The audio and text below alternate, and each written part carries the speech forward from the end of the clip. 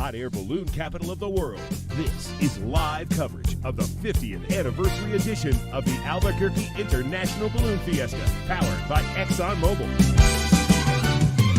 It's Balloon Fiesta Live. And now, direct from the rooftop studio at Balloon Fiesta Park in Albuquerque, New Mexico, here are your hosts, Glen Moyer and Lloyd Jr. And good evening, ladies and gentlemen, boys and girls around the world. Balloon Fiesta Live is on the air once again. We're at the 50th Albuquerque International Balloon Fiesta, powered by ExxonMobil. Good evening, everyone. I'm Glen Moyer. Alongside with me, of course, our executive producer, my partner in crime, good friend, and just all-around nice guy, despite what everyone says about him, Mr. Lloyd Jr. Good evening, Art. All right, good evening. Do I have to pay you more for all of that stuff? You do, yes. Okay. Yeah. You'll get the invoice, trust me. Okay. Hey, so it is night 2. It is the official Balloon Glow night. Yes. And as you can hear in our microphones, it is windy. It's a little windy. And actually, if you were to take a shot of us on the stage, you would see it's windy enough that we have taken our backdrop down. That's right. We have no set tonight other than just us. Just us and all of our folks hanging out behind us, even our interview set. Yeah. In fact, during the dinner break, that blew over. Well, actually, so did our TV monitor, my computer. Your computer went flying. Yeah. It's kind of wild and woolly out here tonight, yeah. So, needless to say, the Balloon Glow for tonight is on hold. No. Yeah. Duh. We are on hold tonight. As balloonists like to say, it'll calm down at sunset. Sure, yeah. And so I just had a conversation, which is why we're a moment or two late getting actually on the air here. Our stream was up, but we weren't talking at 6 o'clock. Right. I just had a conversation with Peg Bilson, our assistant balloon meister, who is in charge of the glows for the teams here. And the hold is on, as we mentioned. They are reconvening all of the officials, the weather folks, the balloon meisters, assistant balloon meisters, the event directors, the director of operation. All of those folks are getting back together at 6:30 tonight to take another look and see what has happened in this next half hour, to see what is happening at that point. They have asked the pilots to go ahead and pull the baskets out, but not to start any configuration of anything, not start any candle glow types of things, but to be available to talk to the thousands of people that are here on the field, and so that you can still get an opportunity to go up and see a basket up close and personal, collect those trading cards, autographs, any of that stuff. Yeah, it's at this point it's clear we can't do any ballooning, but we do have a large crowd on hand. We have vendors here that are open and wanting to do business. We want to and you just don't pull the plug and say, oh, that's it, we're done tonight. No. You want to take every possible precaution and consideration in the event that we might be able to do something. And there's not just the Balloon Glow. We have the drone show, we have the Afterglow fireworks, we have fast tracks. There are many, many elements that are involved in the overall entertainment venue tonight, and all of that has to be taken into consideration before we make a go or no-go decision on it on the whole evening. And as most people, you talk about weather in pretty much any city. You don't like the weather here, wait 15 minutes. Yeah, wait 15 minutes. And sometimes it's 30 minutes, sometimes it's 40 minutes, sometimes it's longer. Sometimes it's overnight, you never know. You never know, but yeah, so the idea is here to kind of wait it out just a little bit and see what happens. Make sure we know what direction this weather is moving in. Is it moving away from us? Or coming toward us. Coming towards us. Exactly. Those are the things that they continue to watch as we move forward. But you mentioned Fast Tracks. Of course, the Fast Track skydiving team always puts on a great skydive for us here. They do, yeah. They are scheduled to jump every evening at 5 o'clock with bringing in the flag, and again at 7:30 with their pyrotechnics as well. So 5 o'clock being a little over an hour ago, they did jump in and bring the flag. A time when the winds were not quite as strong as they are right now. Yes. And we recorded that. So for those of you online, you get to see the Fast Tracks jump. Fast Tracks presented by the city of Las Vegas, New Mexico. Take a look. Ladies and gentlemen, good afternoon. Welcome to the 50th Albuquerque International Balloon Fiesta. High overhead is Team Fast Trax, and we're just seconds away from this afternoon's jump. So direct your attention up to the airplane against the white sky, and let's get it underway. Directly overhead, 7 jumpers again this afternoon, making what should be their first jump of the day. They are on the jump run, no question about that. We should see the first jumper out just momentarily now. At 7,000 feet. There's jumper number 1, just exited. There's 2. These will be the 2 carrying the flags, I believe. There's 3. Yep. 4 is out. 5. 5's out. 6. 7. No, there's 7. There it is, yep. And looks like 1, 2, 3, 4, 5. 1, 2, 3, 4, 5, 6. Yeah, 7. Yep, Got all 'em. 7. Yeah, one of them was in the clouds there for a second, I think. Yeah. And Yep. so high overhead, you should be able to make out a group of 2. Then there's a group of 1, 2, 3, 4, and then the final trailing jumper. They are right at the edge of the clouds, as Hart said, at 7,000 feet. The group of 4 will be forming a 4-man diamond stack. This is a vertical diamond formation. 1 jumper on top, 1 to either side, and then the 4th jumper fills in the diamond from below. And then they will fly that diamond formation through the sky. The other 2 will be bringing in the United States flags, and the 7th one will have a streamer and is actually filming all of this. We'll have video later on if we don't get it live this afternoon. We should mention that the jump of Team Fast Track every day all these evenings, brought to us by the city of Las Vegas, New Mexico. And there is the 2,000 square foot flag being flown by Larry Compton, and a smoke being flown by the other jumper next to him. Red, white, and blue smoke.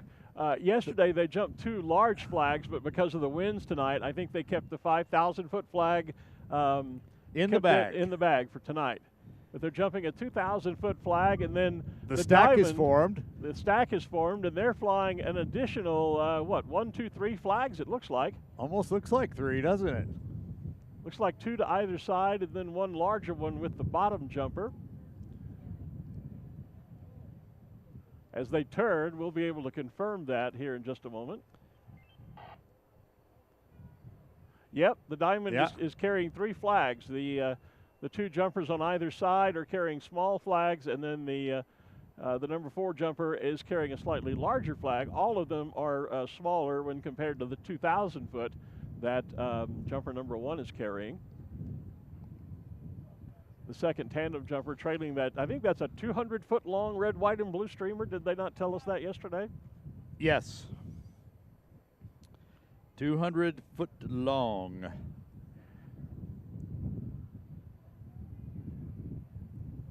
And now they break the diamond. Stopped up there. Yeah. As they turn into the wind. Yeah. Just almost stopped. They break the diamond formation now. The diamond formation reminds me of an old tall ship, with all the sails. It does. And the group jumping that diamond that we just saw up there, they are the current United States Parachute Team national champions in a 2-way sequential, and will be representing the United States at the upcoming 2022 World Championship of Skydiving.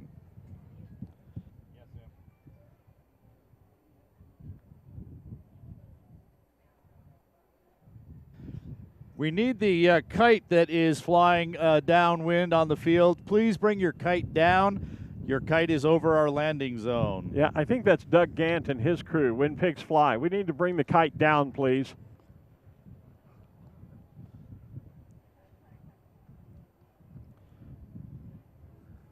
Again, Team Fast Track sponsored by the city of Las Vegas, New Mexico. Ladies and gentlemen, we'd like to honor America now with the playing of our national anthem as Team Fast Tracks brings in the colors.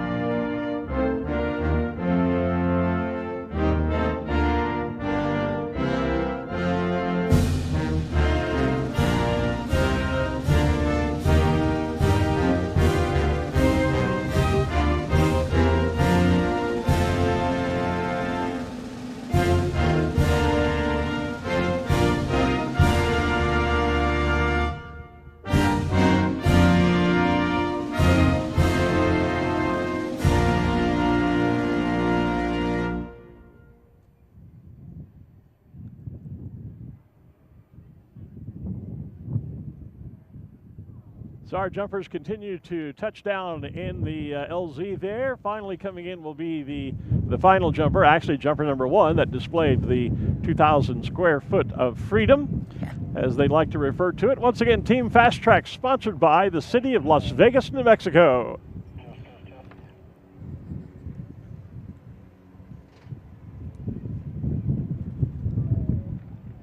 And Larry Compton with the flag and on the ground. On time, on target. Great jump, great display. Appreciate Team Fast Trax. Let's hear it for Team Fast Trax.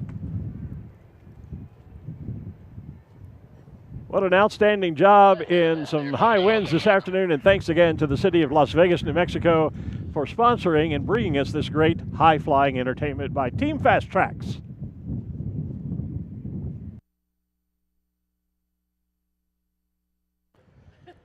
So again, that was at 5 o'clock this afternoon, just a little over an hour ago. Right. And happened here on the field. And since then, things have gotten a little bit windier. And let's bring in our PA audio now.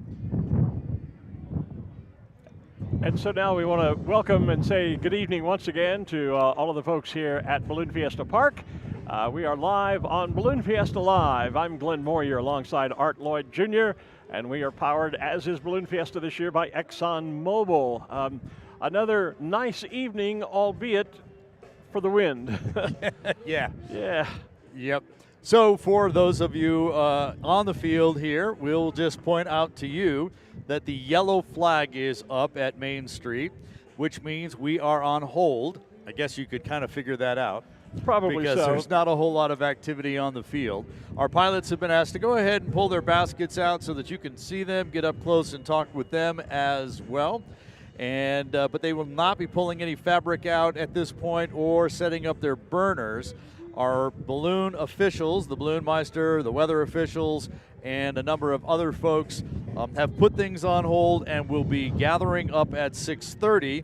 So another 12 minutes or so from now, and they'll be taking another look at the weather and see what's happening. We can kind of watch and see as the things are happening out there.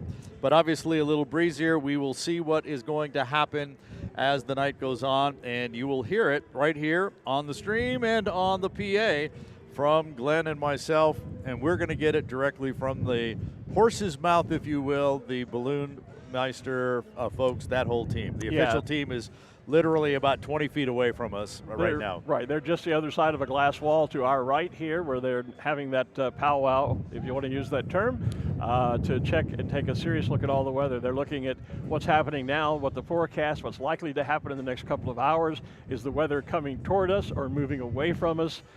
Is it developing and getting bigger, stronger? There are some rain showers out to the west and southwest of us. Are those, building, or are they dissipating? All of those questions being looked at and answered. And then they look at what the various weather parameters are. We have not just balloons tonight, but we have a second scheduled jump by Fast Trax. We have the drone show, we have fireworks, and each individual element of the entertainment venue this evening has its own weather parameters within which they can or cannot go. And so it's not a simple yes or no situation. A lot of things have to be taken into consideration, and they're doing that right now. And again, once a decision has been made, we will be the first to know, not the local media or any of that.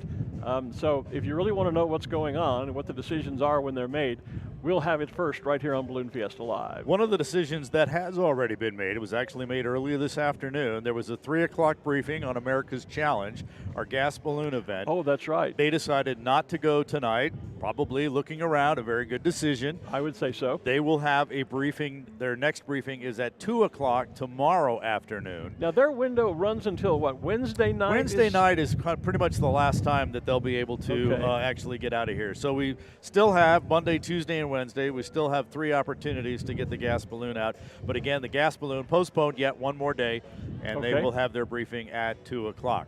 So just a few minutes ago, we played for our folks on the stream, and if you were here on the field at 5 o'clock, you saw the flags, plural, come in with Team Fast Trax. And we have the director. I don't know what your official title is of things, John. I'm pretty much the do-all guy. I'm one of the original founders. I'm John Hart. with Team Fast Trax, and this is my first year out here, so it's pretty exciting. We've always been talking to you online about what's going on, and I know you've been watching all of Balloon Fiesta live as well as the jumps from Team Fast Trax. Well, welcome to Albuquerque. Well, it's great to be here. You know, it's the 50th anniversary for the Balloon Fiesta. It's the 20th anniversary for Team Fast Trax. So great. This is a great way for us to celebrate our lineage with your lineage. And that's excellent. And you guys have been such a great addition to our program here because it's a different genre of aviation, if you will, and yet it blends in. It is so weather dependent, wind dependent, as we are with balloons. You have much higher parameters than what we generally do, but it does make a nice blend, I think. You know, it really is great because we've created a relationship with so many of the people that come, the tourists that come to visit. Tip that up just a little bit. There you go. A little closer? A little closer, there you go. That's good. The relationship that we've developed with the community and the tourists that come in each year, they're excited to see us again, and that's special. Like you said, our wind limits are a little higher, and today they scrub some things, but for us, we're able to take it right to about 20 miles an hour, and we were at our max today. Well, coming in at 5 o'clock. At 5 o'clock, some of us were going backwards, but we stuck it in the area, and we were happy to get the show in because it's a good show to see all those American flags. I was going to say, from our point of view, when the diamond stack turned into the wind, it literally came to a stop. Your forward motion just seemed to, it was like putting on the brakes. It did, and that's one of the reasons. The turbulence was pretty high up there and bumpy, so we decided to break it down. Typically, we'll land that diamond. We'll take it about 100 feet off the ground and break it, and everybody will land side by side. But in this case, it was safety first. Sure. Now, you guys do another thing. So yesterday evening's jump, you had the two flags up, the 5,000 square foot flag and the 2,000 square foot flag. You had that diamond with flags on there as well. And you guys did kind of a fly through there. We actually you guys have your helmet cams, so we have some footage. You want to talk about that? And we're going to roll that footage on the you'll be TV able to see here. it right here on the monitor. Right here. Yeah. So we train extensively, the team does, throughout the year. And the fly through with the diamond is unique. In fact, it hasn't been done before at a show, and this is the first time. We said we were going to do it. It's a great venue to do it, and the team that was up there flying, we're some of the best canopy pilots in the world, so we have a lot of confidence with our teammates in knowing that they're going to be where they're supposed to be and fly this through. So we were probably about 15 feet from that 5,000 square foot flag. That's one canopy length away from it. And there was no hesitation. Everybody just was like, okay, this is pretty awesome.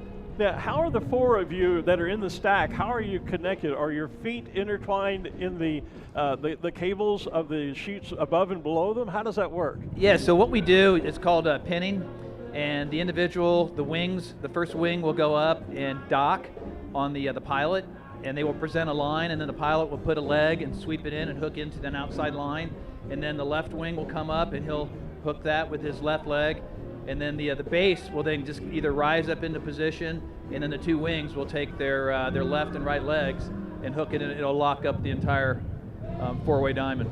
Wow. That's pretty incredible. Yeah. And how fast are you usually moving up there? Well, it really depends. I mean, your forward speed is about 20 miles an hour, so it's not real fast. And when you build that diamond, it's more your rate of descent increases. Okay. And then when we take the flags out, you're flying like this, and then all of a sudden you shift and you're flying toward the earth. So it's pretty incredible to do. The team typically will build four-way diamonds and up to nine-way diamonds for shows. So it's a special thing for us. So when you say that your momentum, actually you tilt forward, is that a drag coefficient caused by the flags? By the flags. Following? So we typically will put the two 500 square foot flags that are on the wings, and then we'll deploy the 1,100 square foot to kind of stabilize the entire diamond. Which is what you did this afternoon up there. Yesterday we did it with smoke because it gave a better visual when we're going to fly through the two flags, and so we wanted to get a great visual so people could really see it. But it's pretty special. That was. What does it take to be able to jump with that 5,000 square foot flag? Yeah, well, there's not a whole lot of people on the team that jump the 5,000 and the 8,000 square foot flags, so it's some of our leading flag demonstrators will fly that. A lot of training. We, I would say, thousands and thousands of flag jumps. How heavy is that those big That flags? particular unit going out the door is about 125 pounds. Incredible So, to have that. That's like Yeah. having a whole nother person. Yeah, the 8,000, which we'll look at maybe bringing that here next year. Okay. That weighs about 425 pounds out the door. Wow, that's And, 2 people. It is. It really is. Yeah. It's amazing to watch. And today's flag was actually manufactured by another performer. His name is Paul McGowan. And Paul is one of the leading demonstrators in skydiving. He pretty much started that. And Paul is from Cincinnati or Mason, Ohio. And we purchased that flag several years ago, and he's not doing real well right now. So yesterday's jump with the 5,000 was dedicated to our friend Paul McGowan, who's done so many air shows and balloon shows across the world. Oh, wow. Well, we wish him well.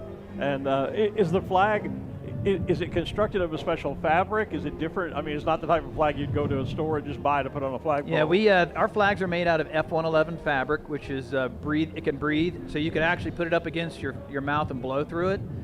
A lot of our parachutes have what's called zero porosity, which you can't blow through those. Right. And so the Diamond was built with parachutes that were hybrids. The top skin is zero porosity and the bottom skin is F111, which allows it to fly just a little easier and your flare's a little better for accuracy purposes. Well, porosity is a term that balloonists know well, Right. because it's an issue we have. Our balloons start out with a zero porosity, and as they age, that becomes the failure factor. When your porosity reaches a level where the balloon will no longer hold the heat, it will breathe, as you say, right through the fabric. We don't have that problem because the balloon the heat will break down to 0 P, no question. Well, we don't have that issue. It's more just age. Yeah. Will eventually Yeah. just wear out, and we return our canopies after maybe 4,000 or 5,000 jumps. We're done with them. And the team has about 70 different parachutes. Wow. So we're able to perform. We bring it for different winds and different conditions so that we won't let the crowd down. Talk a little bit more about Team Fast Trax as a group. You obviously have jumped here for a number of years, but you have lots of teams that you send out. You jump lots of places. Talk a little bit about that. The team jumps all over the world. We do over 300 shows a year, and it's about maybe 270 venues that we'll go to, and they range from NASCAR, Major League Baseball, NFL, Major League Soccer, college football, balloon fiestas, just about anything you can think of we'll do. We'll do commercials, we'll do stunts for movies. So the team consists of about 40 members, and of those, about 25 are actual performers that jump, and the rest are our ground safety specialists, our flight crews. We have our own aircraft, so we're able to deploy all the way from Ohio to here in our Cessna Caravans and know that we'll be able to support the event on time, on target. What's the background of the members of the team? Are some of them ex-military, reservists? Are they just civilian skydiving enthusiasts? I'd say about half of the team is military. I'm retired. I was a first sergeant with the Army Special Forces. Thank you for your service. And we've got a lot of great men and women on our team that served in the military. We have women on our team that served in the State Department overseas in Afghanistan and Iraq and Sudan, and a lot of combat veterans, a lot of combat injured. Yeah, you've met Sam. Yep. Yeah. Sam's retired gunny sergeant. He was Purple Heart recipient from the Iraq War on Terror, and so quite a few guys actually that are Purple Heart recipients on the team. So yeah, very diverse. Very diverse. Yeah, what a great group. It's always been fun having you guys out here. Great to actually finally meet you in person. We've communicated a lot back and forth as we talked about how to bring that live helmet cam out. We're still working to make that work really well out here this year, but we'll get it fixed out. Absolutely. I guess we got a little bit today, so got a little bit of that, yeah. I think we're going to work on a converter for this week and get that squared away. So one of the things I want to talk about real quick is on every jump, we jump in honor of fallen warrior. Right. Oh, that's right. And we carry their picture. I've got one today, and usually they were killed on the anniversary date of the day we jump. But it's important for us, and we try to find people that we can give this photo to, that they'll make a promise to us that they won't forget this warrior, because as long as their name is always mentioned or remembered, their family will know that their sacrifice wasn't in vain. Right. So yesterday, we jumped for Command Sergeant Major. Now this individual was killed in action and he is the highest ranked non-commissioned officer that was killed in action recently, actually ever. Oh, okay. And so I'd like to give you, one of you guys, this photo. It was jumped on yesterday's jump by me. His name is Army Command Sergeant Major James Bienkenbecker. And he was killed in action on October 1st, 2003 during Operation Iraqi Freedom. So I'd like to give that to you, and if you could just make me a promise that you'll mention his name at least once a year. We'll pass that to Art as our executive producer. His family would be eternally grateful for that. You Absolutely. betcha. Thank you. Thank you, guys. John Hart with the Good team seeing Fast you. Tracks. Good seeing you. We're looking for good weather. We're So going to give you a are great we. show this week, too. End of the week, we should Awesome. supposed Thank to turn you. around, and we're going to be there. Thank you again very much. Thank the rest of the team. Fast You Tracks. got it. Go enjoy the rest of the evening here at the 50th Albuquerque Thank you, International guys. Balloon Fiesta. Thanks, John. Thank you very much. You bet. And of course, Fast Track sponsored by the City of Las Vegas, New Mexico this year. Indeed. We appreciate the support of the City of Las Vegas, a great place for you to visit while you're out here in New Mexico. A great historic town, lots of movies filmed there, Western histories, and just some really a great area to visit when you go up to Las Vegas, New Mexico. Yeah, one of the many locations that make this what they say is the land of enchantment. Yeah, amazing place. You know, skydiving has always enthralled me, and I've always thought it would be fun to do. My excuse is they don't make a parachute big enough for me. Hey, if they've got one big enough to fly the guy in 400-pound U.S. Well, I was going to flag, say, if they could fly a 450-pound flag, then I could do a tandem jump. But I'm scared that I would enjoy it so much that, you know, the adrenaline rush would be so incredible that then I just want to do it over and over and over and over again. Yeah, that is still something that is on my list to do. Bucket list, yeah. Bucket list, yep. I would love to do a skydive sometime. Well, that and gas ballooning is something I've always imagined what it must be like to spend the night in a gas balloon under the stars.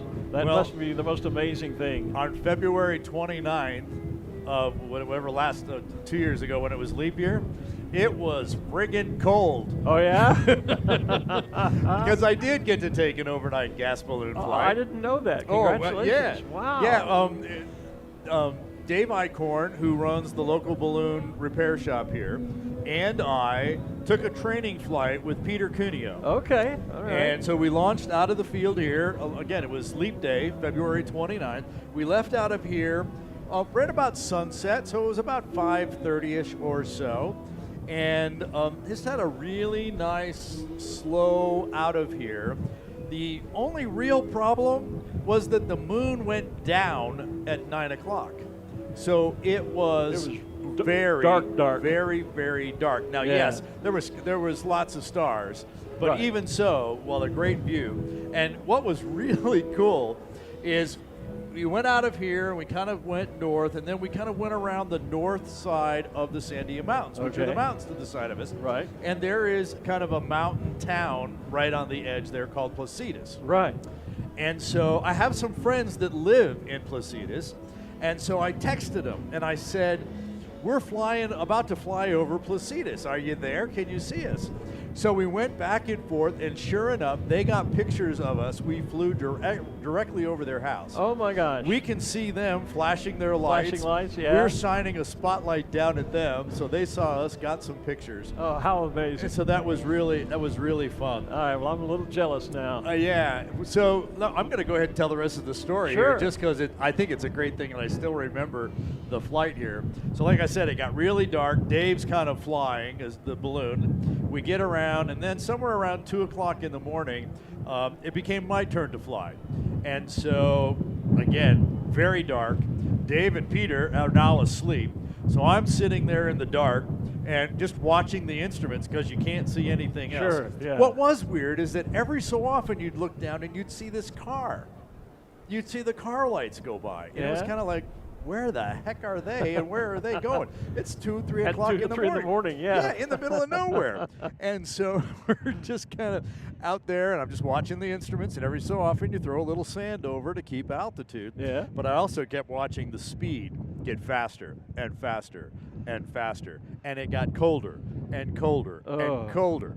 And so finally, Dave and Peter woke up, and shortly after that, it's kind of like, what time is it? Isn't it time for the sun to come up yet? Yeah. We're all freezing up there, and then finally, there's some first light, and we're cooking along pretty good. And so we're start to plot, okay, well, if the winds are doing this, here's the deal. Where are we going to end up, an hour or so after sunrise? Where can we find a landing spot? Because the winds were predicted to get pretty fast in the morning. So we're looking, and it says, looks like we're going to be in Guyman, Oklahoma. So my wife, Bobby, has relatives that live in Guyman. So my wife was on the chase. So I text her, and I said, we're headed to Guyman, call the relatives. The relatives actually found us coming in in the air. Oh, so they've got goodness. pictures of us coming in. That's like never happens on a gas race. No, that's to amazing. fly over somebody's house and get pictures, and then have people on the other end. We had a very fast landing, but a very safe landing. It was certainly different to land that fast and that hard in a gas balloon. Yeah. Because when you let the gas out, it goes. It's hydrogen. It's gone almost immediately. You're down. You don't drag very far. You stop, and away we go. So the family was there. The crew was there. So in a 14-hour flight, we went from Albuquerque to Guyman, Oklahoma. Wow. Overnight, and it was great. And I can't wait to do it again. Oh, I bet. That sounds awesome. I'm seriously jealous now. So that was the gas balloon story. And again, our gas balloons are postponed yet another day. Their next briefing at 2 o'clock tomorrow afternoon. Hopefully things will change. Hopefully these storms are going to get through and get out of here. And so I see the meeting still going on in there. Well, I was just looking at my watch. It's a little past 6:30, but you're right. It looks like they're talking the in meeting there. is still ongoing. Yep. So we don't have any decision yet as to what the status for the rest of the evening is going to be. They're taking bets online as to what's going to happen. Okay. Hey, now you can see that 50 sign on the SID now that the sun's not on it. Yeah. 50, well done. That is the bronze statue of Sid with his dogs in the basket with him. That's a pretty typical pose of Sid, literally sitting on the side of the basket. And, of course, his widow, Jewel, and good friend, Winna Parks, Sam's wife. They like to dress up Sid for Balloon Fiesta every year. And so they've put the top hat on, they put the extra pieces there, and of course everyone takes photos with Sid there. You're supposed to keep your tongue in for the photo, though. Hey, by the way, speaking of Sam Parks, who is our Director of Operations, of course, at the meeting, at the BFA meeting today? this afternoon, Sam was awarded the BFA's most prestigious award, the Shields Trauger Award, for his incredible long-time contributions to the BFA as an organization and to the safety of ballooning in general. His accomplishments are way too long. I don't have the list here. It would be way too long for me to read to everyone. Take you to the end of the week. It would, yes. But I'm honored to have called Sam a friend for a long number of years now, and I'm in awe of the guy. And well-deserved. I'm a Shields Trauger Award recipient myself, and it's a thrill to have Sam join our number, and well-deserved indeed. And then Gordon Schwankowski also was awarded the Shields Trauger Award for his work, particularly representing ballooning crew. Yes. He's written the only real manual there is on balloon crewing. He too works tirelessly from the crew standpoint for ballooning safety, and so a lot of awards handed out today at the BFA meeting, but those two I thought stood out, particularly because it is the BFA's most prestigious award in my opinion, and it was great to see Sam a recipient of it, and I can tell you that he was not only surprised, but he was extremely moved. It was quite an emotional moment for him. Well, so that's very great. proud for Sam. That is great. Congratulations to Sam and also to Gordon. Gordon's a great guy. He really has done a lot of work for the crew and in educating the crew. You know, to be a pilot, you have to go through ground school. You have to go through flight school. You have to pass the exams, the check rides, the flights. You have to do that. You have to keep up on your skills in order to be a pilot. And you have to take tests to prove that you've done that and you have learned that knowledge. But anyone can come out and be crew. That's right. And so there isn't really a big formal training program anywhere for crew. The training really is whatever your particular pilot that you're flying with, whatever training they provide you, Or if you get really involved and then you do start to attend some BFA safety seminars and things like that. Exactly. If you become a BFA member and get the magazine, Gordon has been a contributor to the magazine that I've been the editor of for 20 some odd years now. Yes. And he's a regular contributor, writes a regular appearing column on crewing and crew safety. But you're right, there is no formal training school or process for crew, and Gordon has tried to essentially create that within our sport as a one-man effort, and he deserves huge kudos for the work that he has done. He's a regular speaker at safety seminars all around the country. He's now become essentially a sought-after expert witness in legal cases involving ballooning accidents sometimes, on the activities of the crew, et cetera. So yeah, two really wonderfully outstanding and well-deserving recipients of the Shields Trauger Award today. So proud for both of them. Along those lines, I'll go ahead and put a little plug in for the local balloon club, the Quad A, or the Albuquerque Aerostat Ascension Association. Back when all of COVID hit and all of that kind of stuff happened and everything had to go from in-person to online, we moved our private pilot ground school and our commercial ground school, pilot ground school, to an online opportunity. We're starting up our in-person ones again, but we put an online school together that actually has worked very well. So well, in fact, that we are now actually working on a chase crew online course. Oh, excellent, excellent. So we had hoped to have it out in August. We didn't quite make that, so now, of course, with September and October, the production of that is on hold till we get through Balloon Fiesta. But we'll be getting that up, and I believe by the end of this calendar year, the Quad A Balloon Club will have a crew training course that is self-paced online with some number of video presentations, some great graphics, and I think that while there is no certification at the end of that, the knowledge that you will have after going through that class will definitely make you a much better crew person and actually start you down the path, because the BFA actually has a crew I was going to go there. We do have, the BFA has a crew appreciation program. Right. And where as a crew member you get a logbook, and there are certain experiences and tasks that you can perform, and you can log those each time that you're crewing for an individual balloon flight. And then over the course of accomplishing these various tasks and goals, you reach different levels of the program up to the point of becoming a BFA crew chief. That's the master crew chief. Master crew chief. I'm sorry, you're right. Yeah. That is the absolute top level. And that's a great training program as well. So your program would really dovetail right into that and be a great doorway for people to get involved. Yeah, so the thinking here is, because we were aware of that, we're going to give you the knowledge and that level of understanding of what to do. Right. And then the BFA program is going to document give you the practicality, hands-on. Exactly. Yes. That is exactly the point of how to put this together. So we actually already have some information in there about bringing those two together. So if you sign up for our class, we're certainly going to help you get moving along the progression of the BFA crew appreciation. That's a great idea. And really that's where the growth in our sport's going to come from. It's always, we need new pilots, of course, to continue the sport. But there is such an opportunity. I was doing an interview earlier today for an aviation podcast, and I was talking with them about the opportunities in the sport for pilot are there, but the real opportunity is for crew people. Because crew people can be literally almost of any age. You don't have to have you have to be reasonably physically able, but you don't have to be, a weightlifter or anything of that nature. There are various tasks that a crew person can perform that are suitable for people of all ages and all skill levels. And so it's a great social activity to be involved in as well.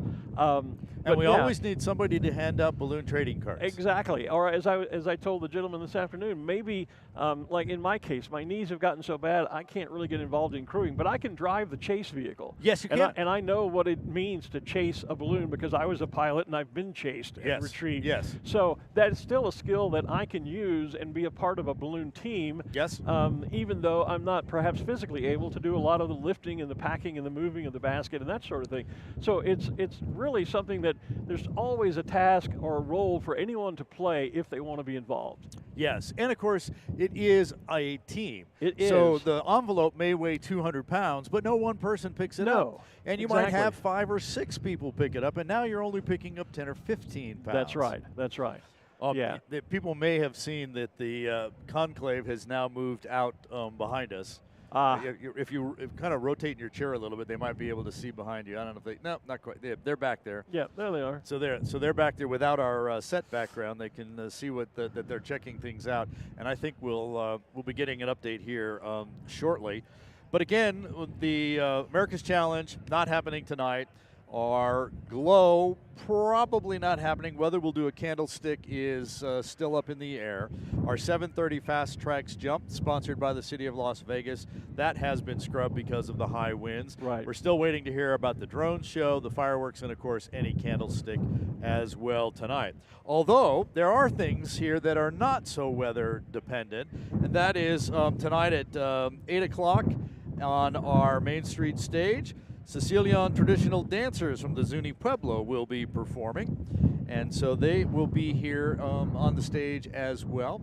And then, of course, tomorrow in the morning, we are scheduled for our first day of competition. That's right. Tomorrow morning starts the week of competition. We still have essentially sort of mini mass ascensions because we'll split the balloons into a couple of groups. There are the competitors who will go out and be tasked with eventually flying back into targets here on the field. We won't know exactly what the targets are until tomorrow morning. Typically, we do try and fly the Sid Cutter Memorial task that involves the little boat that we put out, the SS Cutter, that is placed out on the balloon field, but we won't be able to confirm that until tomorrow morning. But anyway, about half the pilots, or perhaps slightly more than half, that want to participate in the competition week long, they will come here for briefing, then they will drive away to go out and find launch sites upwind of the field here where the targets will be. Those that are not wanting to participate in competition, the Fiesta flyers as we refer to them, they will remain here on the field, and so the first order of the day will be to launch those balloons in what is, for any other balloon event, would be a huge mass ascent. 300? 300 or so, yeah. Yep. And so for us, it's only about half the group. So we'll have an ascension of the balloons off the launch field, and then once they are launched in clear, the field is then open for the second group of balloons, the competitors, to then launch and fly in. So it makes for a great morning of entertainment. We should note as it's well. Like 2 events in one. It is. It's 2 events in one. But we should also note for the spectators, especially those from out of town, the shuttle buses do not run. Park and ride, yes. Park and ride does not run tomorrow. because those are school buses, and they will be taking the kiddos to school tomorrow. So you'll have to find other transportation to get into the field tomorrow. But unfortunately, a number of people in Albuquerque have to work, so they'll go to work and they won't be out here in the field. On the good side of that, it's a really great day to be out here. It is, and the other good side is that we could sleep a little later because the traffic getting into the field is not nearly as bad, and so you can leave later and get here still at the right time of the morning. Hey, there's a shot of us. Yeah, so you see the ExxonMobil in the lower right-hand side, and if you look left, you see those blue banners. Those are Balloon Fiesta Live banners, and we're up there. Yep, you can see us waving. The rooftop studio. There we are. Which that's it. Used to be, if you read about it in the program, the super secret announce tower. Yep. There was a time when we first moved up here. We talked about that this morning with our dear friend Frank Mazzincello, who has unfortunately passed away recently. He was the board of director who was really responsible for getting us up here. And when I say us, at that time it was myself and Tom Rutherford, the original voice of Balloon Fiesta. And for a lot of reasons I won't go into tonight in the story, but the decision was made to put us up here on this rooftop for the perfect venue that we have. This is still the best seat in the house as far as I'm concerned. And but the FAA was concerned that balloons launching out of rows A and B might not gain enough altitude, especially on a windy inflation like we're dealing with tonight, and therefore we might be in danger, which, as I said earlier, has always, in an afterthought, of course, is always 2020 or whatever, hindsight. You know, I've always thought, oh, well, so it was okay if Tom and I got hurt or taken out by a crashing balloon. Well, I think it was you guys were knowledgeable enough that you would see something happening and know to get out of the way and be able to protect yourself. I'm sure that was part of the deal. For a time, this was a very, very restricted area. No one was allowed up here except for Tom and myself. And if you snuck up here, you were chased away. And you sat down literally on the deck with just a couple of microphones. We were not on a stage or a riser like we have here. Right. There were no cameras and lights. It was just two of us, each with a microphone in hand and a chair. Yep. And that was it. So it was pretty simple back in those days. But it has evolved into what we now call it. So we called it the super secret announce tower because no one was supposed to be allowed up here. And if they didn't know where it was, they couldn't get here. And if they didn't know, they couldn't get here. Now, of course, it has evolved into the rooftop studio, and we're kind of hard to miss if you look for the bright TV lights and all the cameras and things.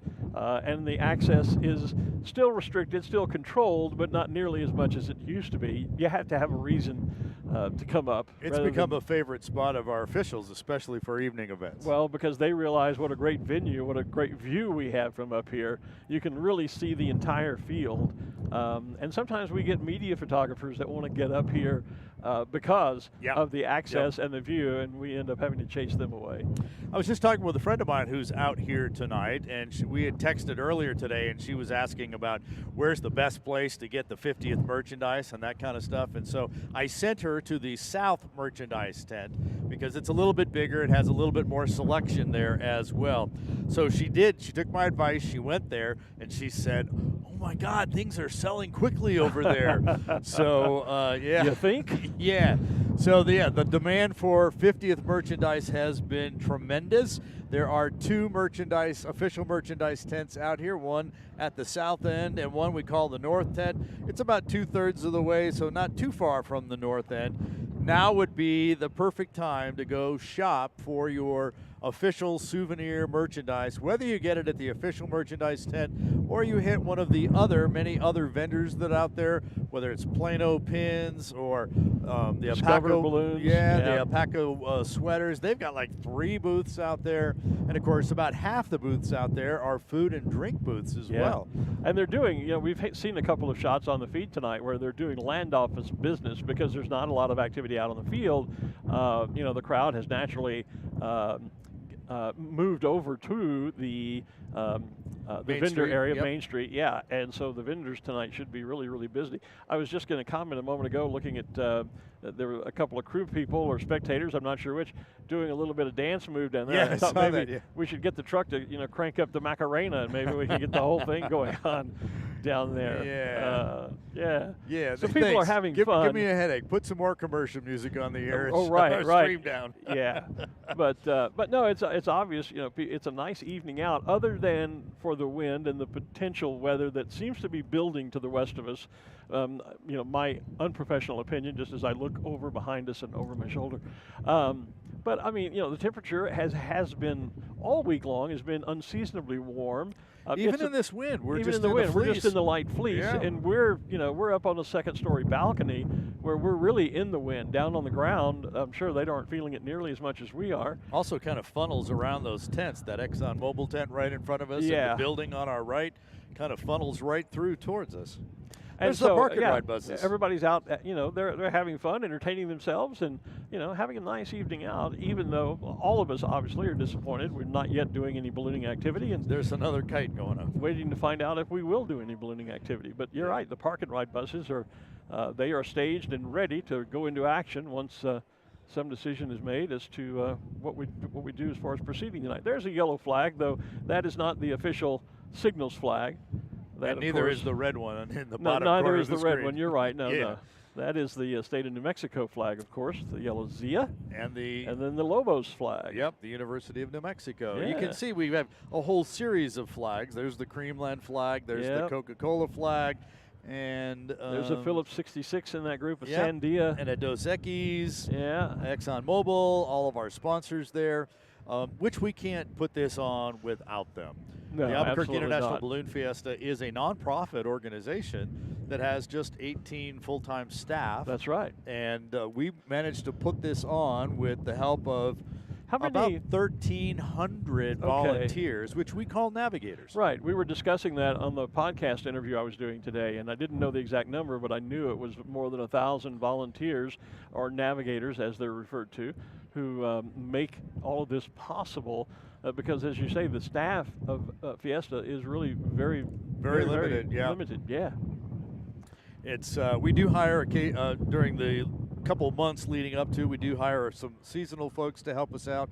The amount of effort. In fact, this is a city park year-round. Right. And Balloon Fiesta takes possession of it through a lease arrangement with the city on the 12/01 on Tuesday after Labor Day. Okay. Because there's always a big wine festival here Labor Day weekend. Ah. So the wine festival wraps up in the evening, and at 12:01 on Tuesday morning, we officially take possession, if you will, for only till the end of October. So we turn all of these tents you see here, all the flagging that is up, all of those types of things are put up in literally less than a month. And we put this event on then for 10 days, and then it all has to come down in 2 weeks. The one thing I would say, as people look at the feed, you're looking there, it is not nearly as bright as the feed makes it appear. Our cameras are incredibly light sensitive. Those people had a great seat up yeah, on they the do, north up berm on the north up there. berm there, yeah. Yeah. And so it still looks very daylight when you look at the TV monitor. Trust me, it is not that light. I can't really, well, of course, I've got my sunglasses still Whoops. on, just to, yeah, our monitor almost went flying. I've got my glasses on just to protect my eyes against the wind because it's blowing right at us. Right. And so it's a little darker than, you know, my perspective's a little darker, but it's it is well into the evening hours here now. It's not nearly the daylight that it appears on the feed there. Yeah, we're actually going to tip that down. That's so probably a good idea yeah, before it blows one of us in the face. Yeah, exactly. We'll just kind of watch the delay over here on side. No, it's fine like that. It's Travis. fine. We'll leave it down. Yeah, that's fine. So there's yes. not a lot for us to be looking at right now anyway, so you know, it's not like we need a monitor. So again, a city park here we were talking about. Right. 60 days. We're here. Nonprofit organization, the help of all of the sponsors, all their sponsorships. ExxonMobil joining us as the presenting sponsor this year, as well as continuing to power Balloon Fiesta Live, and they've added the powering of our sponsor Hospitality as well. So they've stepped up big time. We're glad to have ExxonMobil here. Of course, Coca-Cola, Phillips 66, Dos Equis, lots of folks that have stepped up. We've got all the people that have balloon sponsorships, all those banners that we see on balloons. So lots of folks that will pay to sponsor a balloon. And to be able to bring our pilots in and provide the propane and hotel rooms for those pilots that come in, it's a huge operation. And actually, the last time we did an economic impact statement, which was in 2019, $187 million in economic impact to the state of New Mexico, literally over a 10-day period. Yeah. And so we do those every 2 years, although without having a 2020, now we're off a year. So I believe are doing another one of those studies this year to be able to see what that impact is and to be able to track that. And of course, the idea of having these sponsors come back in, they have that visibility, and they see the benefits of that as well, with hundreds of thousands of people here on the field and the exposure, and basically the same amount of people watching online through Balloon Fiesta Live. The exposure for a sponsor here at Balloon Fiesta is just tremendous. Yeah, and I can remember when we first, when you really first introduced the idea of Balloon Fiesta Live, the discussions ongoing about, you know, would this be a detriment to the on-site attendance? Right. Yep. Would people stay home and watch rather than visit? And what we have found is that people have discovered Balloon Fiesta online, have seen all of the excitement, and they make plans to come out and visit personally. So it has not detracted, it has actually increased the audience reach, and as you say, in some cases almost doubled the audience reach overall for a sponsor who gets both on-site and online exposure. Well, how many times have we seen in our chats on YouTube and Facebook people in traffic or in the parking lot watching to see what's going on? Exactly. And paying attention there. I had a friend one year who was wandering the field, and he put the feed on, put the phone in his pocket, and listened to us because it was a little more difficult. It was easier for him to hear us that way as he was wandering around. So he was a shot of our north camera guy. Oh yeah, there we are. Oh, okay. We'll catch the delay because we've got the feed going here. Well, I talked about my friend Terry Dillard, who Yes, was on his way yes. here from Florida, turned around in Memphis and went home because of the hurricane, and rode out the storm, and then came back to Fiesta. And as soon as they crossed under the Welcome to New Mexico sign and were on their way here, they were able to pick up a signal. And so while either Terry or his wife Debbie were driving, the other was watching our program presumably on an iPad or something in the truck as they were making their way here. And we see all the time in our chat rooms along our live feeds that some folks are at the hotel. We have some residents who live locally that didn't want to get out in the crowd. They're watching. We've got people from all over the United States and all around the world that check in to see the feed if they can't be here personally, whether they're over next door in the RV park, Right. Live out in Rio Rancho or one of those areas, or sometimes some of the balloon crew and fans that are here maybe thinking tonight's not going to happen, so they stayed at the hotel, but they're watching the show just to see. I'll never forget a few years ago, we were out on a balloon glow night, had our camera out there with a microphone, and one of the gals that was actually in a balloon told us that she had been in her classroom at the first part of the week and had been watching Balloon Fiesta Live with her math students. I think it was the 6th grade math class, and so she was back home, still teaching school, watching Balloon Fiesta Live with her kids, and then had the opportunity to get here for the special shape days on Thursday and Friday. Well, and I'll mention a quick story too that I saw on. I got a message from one of my followers on my Twitter feed. Is a friend who is a therapist at a senior citizens residence in Florida. And he watches us. Well, he put the show on the TV. Oh, great. So that all the residents could go into the community room and watch Balloon Fiesta Live Nice. on the resident TV. They usually put us up on the TVs over at the Balloon Museum as Yeah. well. They have their own VIP opportunities over there, both on the roof and otherwise.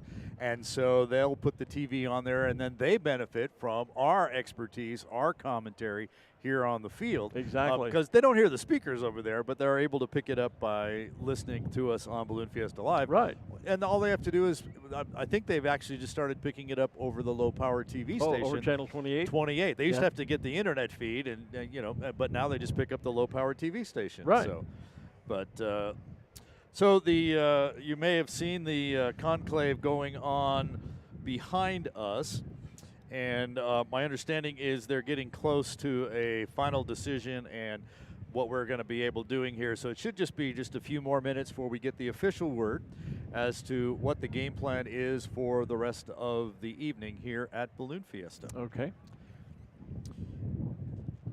That would be good news. That would. One way or the other. One Whatever way or the other. Whatever the decision is, it Yep. would just be good to have a decision. Speaking so of the that we balloon can music, move well, forward. it's probably already off the deal, but we just Yeah, saw. We're watching the feed, which we is have about a this- minute delay. Right. from- Because our live monitor is subject to the wind, and for safety's sake, we've Yeah. turned it over. Yeah, so as we were talking about the group behind us, they got a chance to right. see it. Yeah. And then we get to hear them talk about it a minute later. Right. Okay, I'm confused. The magic of technology. Yeah, yeah. Yeah. So, What are they talking about? When, where, and why did I see that before? And they're just now talking about it again? Yeah, all that fun stuff. So, yep. So it is definitely getting darker, yeah. and the wind is not calming down. No, and I don't want to read anything into it, but I know, a lot of times we have, about 300 balloons that we're going to participate in the glow Yeah, tonight. just under, yeah. And a lot of times the other balloonists, many of the others come out here to the park To watch. see the show, and they park over here on the western side of the field. And Right. I'm beginning to notice a somewhat steady stream of balloon vehicles heading out the back gate, and I'm assuming that those are the spectator the ones. spectator pilots who had come out to see the show, and they've sort of decided, they've just sort of given up on the possibility of a show. That doesn't mean there will or won't be one. And so I say don't read any kind of decision into it, but I notice that some are making the decision to go on and do other things this evening, apparently. Well, this is a really a 10-day event if you include Albuquerque Aloft on Friday. Right. And most of the pilots had some amount of drive to get here. Yes. You don't get in an airplane with your balloon and fly here. No. You drive here, and if you're coming from more than a state or two away, it's now a couple-day drive. And some pilots don't have the opportunity to take the full 10 days off to take a full vacation. Because you add on those 2 days of travel, and now 10 days just turned into 14. Exactly. So now it's a 2-week. Right. And many pilots will do that, but you're right. Not all of them have the opportunity to take that much time. And frankly, it gets tiring being out here way before dawn. You think? Yeah, we know what it's like. We at least get to sit down That's true. and talk. We're not doing the physical work of unpacking the balloon, setting up the balloon, But still, flying the balloon. The 0300 wake-up calls do make for long days. They do. And so when you get an opportunity to take a nap in the middle of the day or get to bed early in the evening, You take it. The smart people Take it. at Balloon Fiesta take it. Right. Crew, pilots, announcers, other people, etc. Right. And yeah, it's always kind of a fun time. I managed to get about an hour nap today in the recliner at home, and feeling much more refreshed tonight because of it. While we're waiting, I noticed Sam Parks has joined us. And Sam, I'm not going to put you on the spot about a decision for tonight, but I wondered if you'd come over and grab the mic. I wanted to talk with you about your award today. Yes. Receiving your Shields Can you do Trogger that? Award. Can you do Yeah. that? Just you can walk right through there. Bring him around, Greg, because I think it's a very deserving award, and I know Sam was somewhat surprised by it. So there you go. Just kind of come right up at the end of the table since we don't have a background there as well. Also wanted to let you know that the drones are still scheduled tonight for 7:45 p.m. Okay. Oh, okay. Yep. Excellent. Just wanted to let our good folks out there on the launch field know that we're still looking to do the drones at 7:45. Okay, and So- that is a great new addition to the Fiesta, a great show. If you've not seen it, you want to stay here to see that. Absolutely. Yep. Verge Aero, they do a great job. So it's borderline on the winds. We're hoping within the next 45 minutes the winds will get down to a point where they can put on that great show. Outstanding. Well, I wanted to bring you up and say personally congratulations. Earlier today, the Balloon Federation of America awarded you its top award, the Shields Trogger Award. I'm a past recipient of it, so welcome to the club. Thank you, well Glen. deserved. Why I got in before you, I don't know. Yeah, well deserved, and congratulations. And you've been involved in the sport for how many years now? I've known you for a long time, but when they went through your resume of sorts today, your accomplishments, it just went on and really has covered a number of years and a number of different locales. You were from the Carolinas originally, now out here. Right. Tell us a little bit about your history in the sport and how you come to be here running this event. You know, I tell the story to Charles Willard. He used to work for Firefly Balloons. And you know, he doesn't remember this encounter, but he was working for Firefly Balloons, and he landed a gadfly balloon around 1986 to 87 in my backyard in Statesville during the balloon rally there in Statesville, the National Balloon Rally.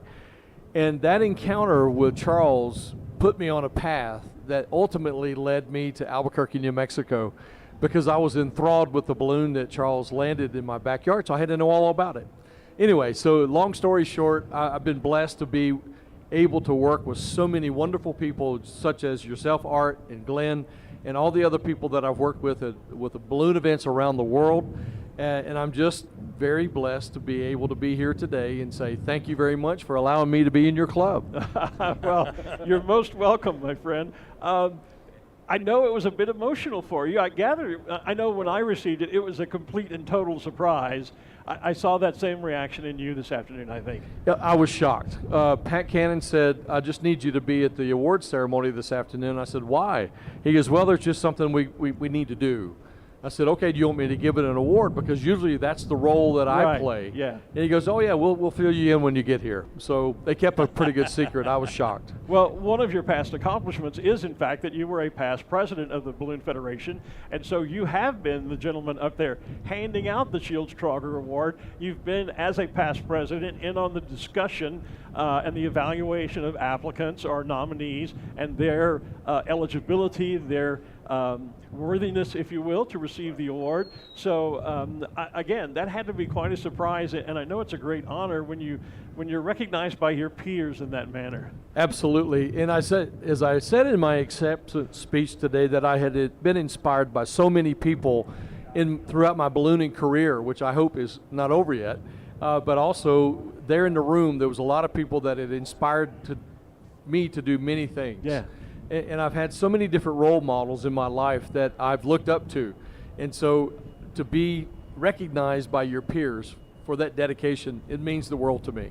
And you mentioned you could not have done it, and I can appreciate that, without your lovely wife, Winna. Yes. And I can't imagine the role that she has played, if nothing else, in just being, they say behind every man there's a great woman, and I suspect that she is that great woman to you. And the sport of ballooning owes a lot to her as well. Well, yes, and that's why I felt it was worthy to recognize the love and support of my dear wife, because without that, I wouldn't be able to carry on in this wonderful sport that we are in.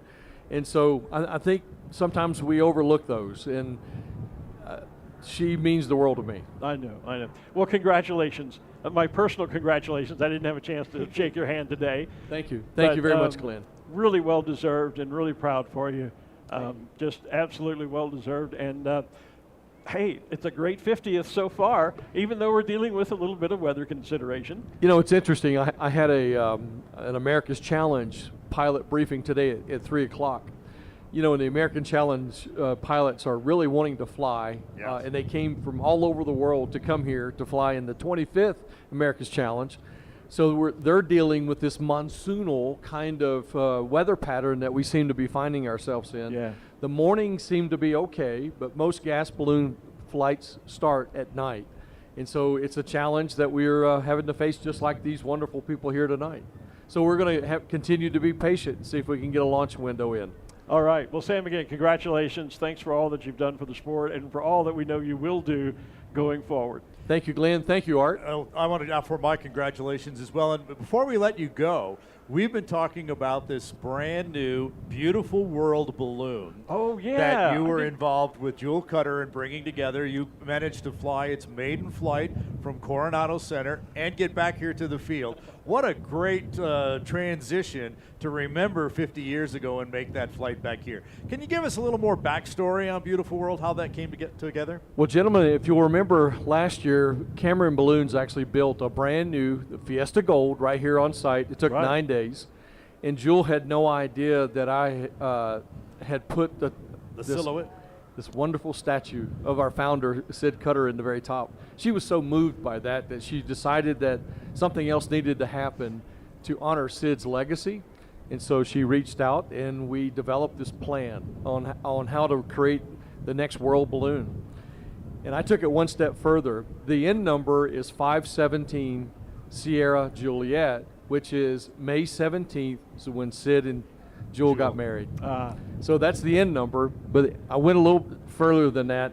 I put stars and hearts around the balloon, around the globe, and they all are indicative, are wonderful experiences that Jewel and Sid had in their flying career. And so I couldn't be happier with the end result, and I hope she is too. I know that she is. I had a chance to visit with her Friday evening at the museum prior to the FAI Hall of Fame ceremony. Had the chance to say hello to her and share with her. You had shared with us behind the scenes in advance the story about the balloon. So I had a chance at that point to chat with her and share with her what I thought about the story, how wonderful it was. And you could see the twinkle in her eyes. And I can tell you this, and I don't think I'm speaking out of turn, she has tremendous respect for you. She absolutely admires and loves what you have done for the sport. And I think it's a great thing the two of you have done for Sid's memory. Well, the respect and the admiration goes both ways. I'm sure it does. And it's so apropos to be able to unveil that new balloon on the 50th birthday of the event that her husband, Sid Cutter, started. Absolutely. It's wonderful. Absolutely. We know you're a busy guy. We'll let you run, but thank you for a few minutes. And again, thank you, congratulations. Thank you, Sam. Thank you very much. Congratulations again. Appreciate that, Art. Sam Parks, the Director of Operations for the Albuquerque International Balloon Fiesta. And the latest BFA Shields Trauger recipient. That is just outstanding. It is. That is outstanding. Yeah. Yep. Well deserved. And I have to say, as a staff member of Balloon Fiesta, he's technically my boss. Yes. And there's another one above that, but Sam is the direct report there, and what a wonderful guy to work for. Always open, easy to get to, and say, Sam, we kind of need a decision on this, or I'd like to do this, and we talk it through and actually make it better. So it's a really great working relationship at Balloon Fiesta. And I will second every word you've just said, because when Sam was president of the Balloon Federation of America, he was my boss. Well, he's my boss here technically too, in my role as a commentator at Balloon Fiesta, but we worked much closer together on a regular basis when he was president of the BFA and I was editor of Ballooning Journal. And I agree, he's an easy person to work for. He is really great at motivating anyone underneath him to do the very best they can do. He's just a natural leader. He really is. And always thinking of, how are we doing things? Is there a way to make it better? Is there a way to enhance, especially the guest experience? Well, for our guests and actually for our pilots as well. So we continually work on things to make them better here at Balloon Fiesta for everyone, whether it's our volunteers, whether it's our pilots, our crew, our guests, any of those folks. We continue to work to improve the process and the entire overall experience. So it's a great thing that he is leading through the process. Absolutely. As I say, just a natural leader, I think, and just one of the nicest guys you could ever meet. So as he told us at the very beginning, we kind of pulled him up here as he was just kind of checking things out. He says we are still attempting to get the drone show on. Right. It was scheduled for 7:45. That's about 30 minutes away. And so we're still looking to be able to do that. And they can take a little more wind than the balloons can. And then the fireworks at 8 o'clock, which can take even more wind than even the drones or the balloons or our sky jumpers, because, again, the pyrotechnics jump of Fast Trax, sponsored by the city of Las Vegas, New Mexico, has been scrubbed for tonight. They will be back on Thursday night, Friday night, and Saturday night with their 5 o'clock, bringing in the flag, and they're working on yet another flag opportunity for Thursday and Friday. So you're going to want to join us for that. Awesome. And again, you see that live on the field at 5 o'clock. If you're watching our stream, we'll play it back for you at 6. We video record, obviously, the 5 o'clock jump because it happens before we're online, and then we replay it at 6 o'clock for our online audience before we go live on the field here. There we go. Because they're able to see it as it happens live at 5 p.m. Right, and not confuse them here when the national anthem plays twice and we talk about, look in the sky. Look, look, it's a bird. Look, there it's they a are. plane. There's the flag. And it's not actually happening. No, not at all.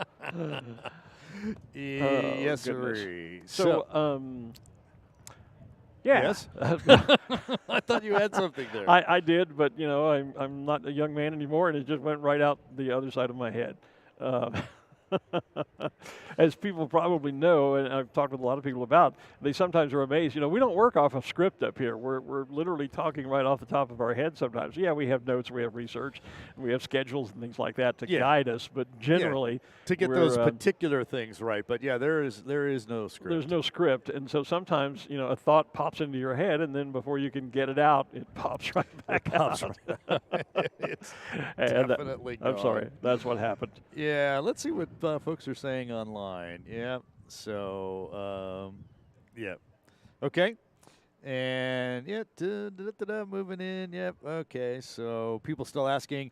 So at this moment, we are still planning to do the drone show and the fireworks. They continue to watch things, and so we're gonna hopefully have a better decision here in the next few minutes, and we'll move forward with that.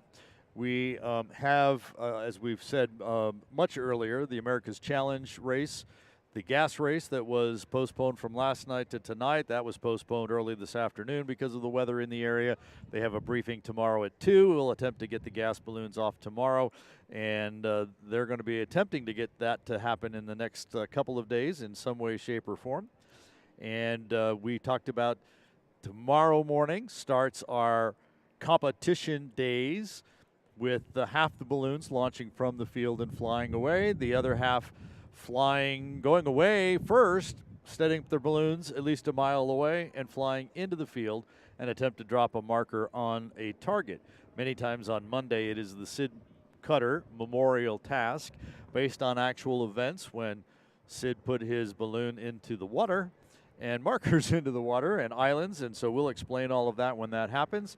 That same thing happens again Tuesday morning, and on Wednesday morning we're back to a mass ascension with a Dawn Patrol show and our Krispy Kreme glow, and then we will have our mass ascension with the Flight of the Nations, when we will let all of the 20 different countries that are here, we will let those balloons fly out with their flag before we get the mass ascension underway. And we call that, again, the Flight of the Nations. Then back on Thursday, we are back to 2 a day with our Special Shapes Rodeo in the morning. We'll feature our special shapes. We'll get all of them stood up. They will mostly stand up along the east side of the field, leaving the west side of the field open for more competition. Again, half the balloons flying away from here, our Fiesta Flyers, and the other half going out at least a mile and attempting to fly in on Thursday morning and fly in right by while all those special shapes are standing up here on the field. So it's a great morning on Thursday. Usually not only are there targets for them to throw their markers on, but also we stand up some poles and we give the pilots about a 12 or 14-inch diameter plastic ring, and they attempt to ring the pole with those rings, and there is cash available if you are able to ring the pole. That's always a fun one to see the different tactics. Of course, the very best tactic is to fly right to the pole and set the ring on the pole. But if you're not right at the pole, we get all kinds of antics in trying to toss that ring and see how close they are. So now the throw comes into play as well. That's Thursday and Friday morning. Thursday and Friday evening, we're back to evening events with our fast track jump at 5 that we talked about, and again with pyrotechnics at 7:30. We get the Special Shapes Balloon Glow, or the Glowdio, underway in the evenings. And we'll also have the drone show and the fireworks those nights as well. Then we're Saturday and Sunday. We're back to mass ascensions in the morning with a final balloon glow Saturday night. That'll be the last attempt. We're going to have the opportunity to go for that record of the most number of balloons glowing at the same 300? time. Is that the number? We don't need 300 is what we're or 2 something is what we're after. I don't remember what the exact number is we need, but we should be able to do that if we can get a normal balloon glow off with a normal 250 or so balloons. We should be well above the record, the number needed to break the record. Okay. And back to Wednesday, we had our remote control balloons out this morning. And we did. Originally, we were going to attempt to try a record with them. And so they decided with the conditions this morning to just kind of fun fly their balloons. And so now we will try for that record again on Wednesday, the most number of model hot air balloons inflated at the same time in the same place. Well, and you know, that's a growing part of our sport. Yes, it is. That has been, that's been a fairly vibrant area of light of the air, or ballooning, if you will, over in Europe for some time. They actually have events over there that are strictly for the model or remote control balloons. It really has only started to explode over here in the last year or two. Exactly. Really, in part, as so many things about ballooning are centered here in Albuquerque. We have a couple of people here. Karen Wells, Zarek's wife, is very involved in building model balloons. There are 2 or 3 others that are here involved in that. The bottom ends, the basket burner situation, typically comes from Germany, where this has been an ongoing sport over there. But even that skill is beginning to transfer over here. We have people in the States building those. And so it's a relatively new and exploding portion of the sport here in the States, but it's been well established overseas for a while. Think about this. We brought remote control balloons in last year. Yes. And we probably brought every remote control balloon in and had about 30. Kind of like when we started Fiesta, where we went after any balloon we could find. We got 19 invited and 13 made it. Right. Kind of the same thing with the remote control last year. We went looking for anybody we could find. And we had a little over 30. Yeah. This year, we had 85 submit their applications by the deadline.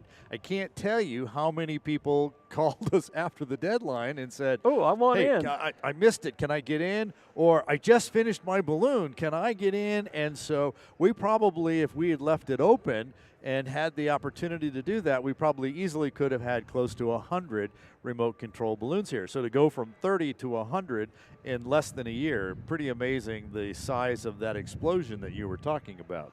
Yeah, and what we're seeing, particularly here in the United States, recently is what I've been referring to as mini-me's. Yes, a lot of the people, that is exactly where it's going. A lot of the people getting into the sport here in the States are already balloon pilots, balloon owners, and they're building mini replicas of their real hot air balloon. And I don't want to say using the term real is kind of a misnomer, because the little balloons are real hot air balloons. Yes, they are. They're very authentic. They're built in the same fashion. They use the same fabrics. Size. It's just a different size. And so, but I guess the licensed balloons would be a great way to say it, because the model balloons don't have to be licensed. They are not type certified, would be the term, by the FAA. But in every other sense, they are just as real. And so a lot of the people getting into the sport are folks that are already balloonists, and they're building those mini-me's, those replicas of their already existing type certified balloon. And they're starting to move into building mini-me's in the shapes as well. They are. Right. So we talked about Zarek Wells, his yellow racer with the black mustache on it. Well, the mini-me looks like that. Right. We also saw the Cork Puppy today, saw the balloon up yesterday, and the mini-me Cork Puppy up a little bit today. Well, and there was a Facebook post last night of a Spidey Pig. Yes, there is a Spidey RC Pig balloon. The Fiesta balloon, the Spirit of Fiesta balloon, which we saw up with Ray Bear. Dick Rice flies the mini-me version of that balloon. Okay. So there are many, many, many of those. So you're exactly right. Yeah, it's kind of like anything. Okay, you build the first balloon and you kind of just get it together. And then you say, well, I could improve on that if I used this color or this pattern. Right. So, yeah, the very first ones, it was just whatever they had. And now you're right. The effort is to make that match what the big one, and then of course you have to inflate both together. We saw the Zia balloon do that. We saw the this McConnell morning. family do that this morning, right? Yep. They stand up the big balloon and put up the little one, get a picture, and then of course bring it down quickly because of the wind. Yeah. But yeah, so that's really an exploding part of the sport, and it's great to see Fiesta embrace that and welcome those folks into ballooning. And it's an area where I think the sport can really grow, because again, you don't have to be a licensed pilot, as we were discussing earlier, to own and operate a mini-me or an RC balloon, a model balloon. But you get the experience of how it all works. You can learn. It can that. be a great training tool to learn how the balloon operates and how you pilot it and all of the scientific factors, how weather impacts it. So I think it's a great venue, especially to bring young people into the sport, because you can build a model balloon for a great deal less money than you can go out and buy a type certified balloon, or even home build a type certified balloon, an experimental balloon. And then you can actually go inflate that in places where you couldn't get a full-size balloon. Exactly. So at a school, in a school playground or something along those lines. In a gymnasium. Yeah, you can do something along those lines. Yes. Yeah.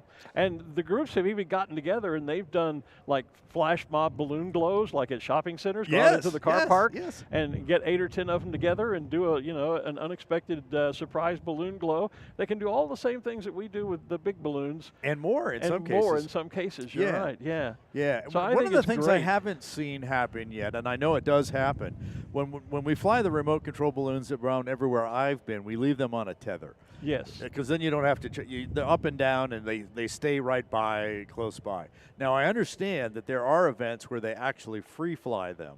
And so then somebody has to go chase it down the field. Yeah, but I think you probably see that in we've talked about how some of, like this morning, Arabelle did not fly the big cow because of the wind. They typically fly in very calm, light wind conditions. And I would think that would be the same for the RC balloon, because you don't want to put it up in a 10-knot wind and have it go, choom, fly away. Fly away. Because it wouldn't be long before it's out of remote control range, and now you're not able to burn, you're not able to control it. And so now it comes crashing down into something. Yeah, now so it's keeping it on a tether, yes. It's like that experience we've all had as kids flying a kite, when the kite string breaks. And there it goes. There it goes, and it's just wherever the wind takes it. Exactly. You don't want to be doing that with your what tree remote. it ends up in. You don't want to be doing that with a model balloon. So, yeah, I think most of the time, with rare exception, they are flown on a tether. So I'm looking for our officials. Well, I'm just checking into. You were looking earlier on the YouTube feed. I'm looking at the Facebook feed, and here's a lady saying that she's watching from from her RV in the South Lot. So rather than come across the street and be on the field tonight, she is just relaxing in the RV and watching Balloon Fiesta live, and that's fine. We appreciate that. So we are at 7:30 Mountain Time, and we have our drone show scheduled at 7:45 and our fireworks at 8 o'clock. And of course, there are, as we've mentioned numerous times tonight, there are wind restrictions on both of those shows. Yes. I've heard a couple of fireworks go off, the I did boomers too. out there. So they're obviously doing some testing of what those winds are. And maybe, well, I don't even want to speculate. Yeah, like I said, it was kind of like when I made the comment about some of the vehicles leaving the field. I don't want to lead anyone to draw an erroneous conclusion, and I have no inside knowledge. It was just making an observation of what I was seeing here at the field. Great comment here. D. Hyder says, guys, I wait for this and your commentary each year. I've learned so much. Well, thank you very much for that. We do sometimes try to be informative. Nick, hi Glenn, how you doing? I'm doing fine. Nick, how are you? Where are you watching from? I didn't see that. Robert Weir, you guys are wonderful. Thank you. Those of us who cannot be there are so happy to be able to enjoy the live feed. You know, this is really an amazing bit of technology, and I have to give all credit to Art. I was here for a number of years as a PA announcer, a field announcer, the 25 years that I worked with my dear friend Tom Rutherford. And really all we did was talk to the audience on the field to explain to them, to help them to visualize what was happening, what we were seeing, what they were seeing. But our audience extended nowhere outside of the boundary of Balloon Fiesta Park. Only the folks who could hear the PA could really appreciate what entertainment, information, etc., hot air we were bringing to the microphones. And it wasn't until Art came on board the team, and with well, he and I both have television broadcasting background.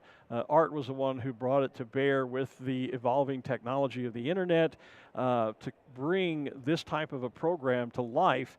And it's amazing to think now, to sit up here and realize we speak to as many people around the world online as we do to the live audience here at the field. And sometimes, especially when we first started, I can recall you and I having that conversation that we really have two roles to play because we're talking to an online audience that Yes. isn't here and trying to point out to them, show them things that they can see through the cameras, and yet the people on the field are sometimes, they're seeing it live and in person, and they're looking off at something entirely different, and we have to try to be informative and entertaining to them as well. Yeah. So it's see kind that of a balloon dual- over in the southwest corner, Yeah. but we're looking at a different one on the camera talking because about- it's yeah. Yeah. So it really is a dual role that we play, but I think it's melded together really nicely. And it is amazing to be able to bring this technology.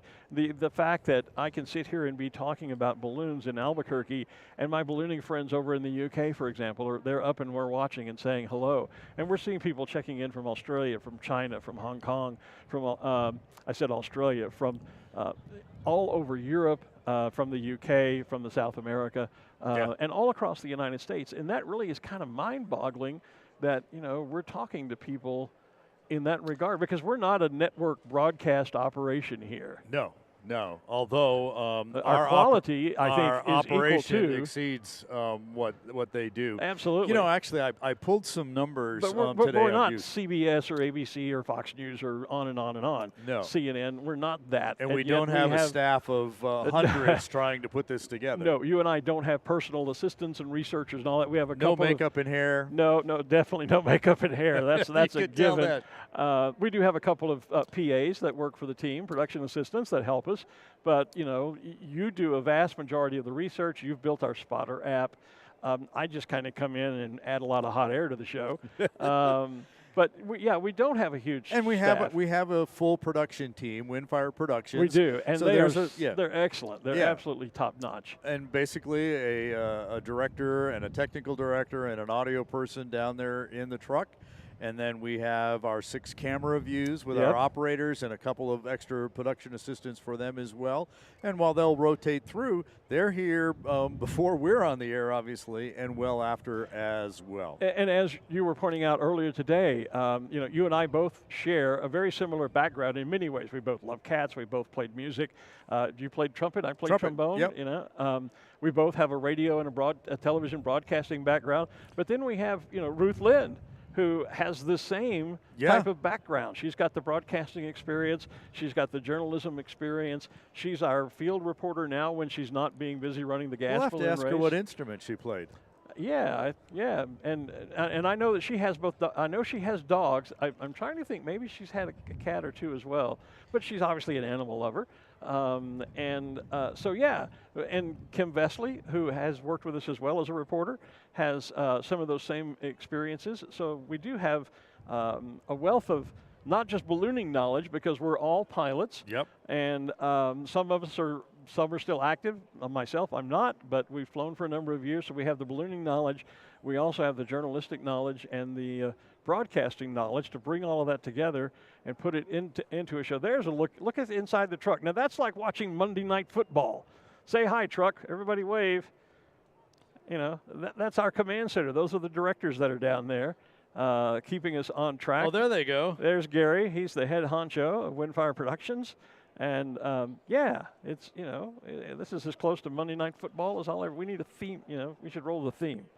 Bum, bum, bum, bum. No. Oh. Hey, so we finally are cleared to give you the official word. There is no glow or candlestick tonight. Okay. Yeah, we kind of figured that out. We've kind of known that for a little bit here. Most everybody sort of deduced that for themselves. Yeah, but now we can officially say, yes, it's canceled and we're moving on. However, actually, if you feel it right now, the wind all of a sudden just started to die down. I was just about to say that because I took off my dark glasses because I almost tripped trying to get off stage a moment ago because I couldn't see. It was so dark. And I just realized the wind's not blowing. I had them on because the wind was right at us, blowing in my eyes. And I suddenly realized that we don't have that wind all of a sudden. And so I just checked with Sam and the rest of the officials here. We are still on for the drone show, which is now just, do the math, 8 minutes away. Yeah. And we heard those fireworks that we heard, those boomers go off. That was indeed a test flight of those fireworks to make sure that the winds up higher are still good for us to send them off. There is, by the way, an RV park right out there, and with the wind coming this way, the fireworks would tend to blow this way. So there's a little concern out there, but it appears that everything is going to be fine. Okay. We still have a few minutes before we get to the fireworks as well. So we still have that happening here tonight. And we'll be able to show it to you right here on Balloon Fiesta Live, although we're going to shut up soon. Right. We'll sign off. We'll leave the feed up so you can see the drone show because it has its own soundtrack, which you, by the way, put together. But I would tell you, I would buy a ticket just to come out and see the drone show. Yeah. Having seen it now, it's high-dollar entertainment, and I would be here just to see. I don't care if we have a balloon glow. I don't care if we do fireworks. I would come out and buy a ticket just to see the drone show. Yeah, it's I've watched, we've recorded it. We play it back on, we're going to show it to you live, but it's still via the cameras. It's still I've watched pictures. It's not as 3D as it actually is in real life. Absolutely. That's one of those things that you really do need to see in person. So get yourself to the field.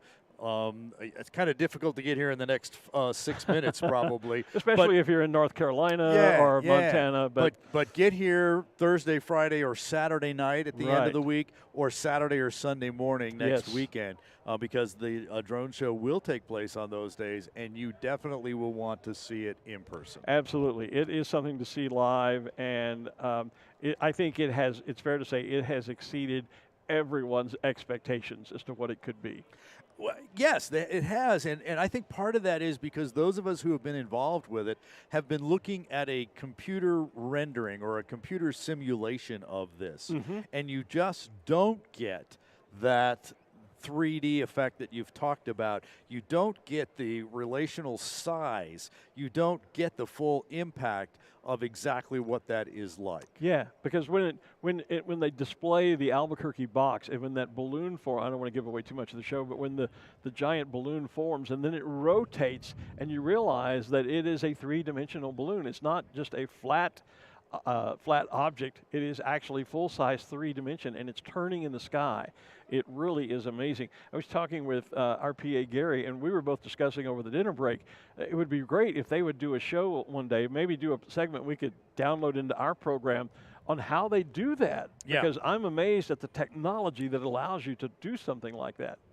So, speaking of the drone show, it is now 5 minutes away, Okay. and time for us to start my coordination with them so that my soundtrack and all of that works together. Right, so that's time for us to say goodnight? Time for us to say goodnight Okay. for our part, but again, the idea is that you'll be able to see that drone show in less than 5 minutes right here on Balloon Fiesta Live, and the fireworks should be taking place right after the end of the drone show, and we will be back at 6 o'clock in the morning to do all the wonderful competition stuff tomorrow morning. That's right. Hopefully the Sid Cutter Memorial Task or whatever it may be.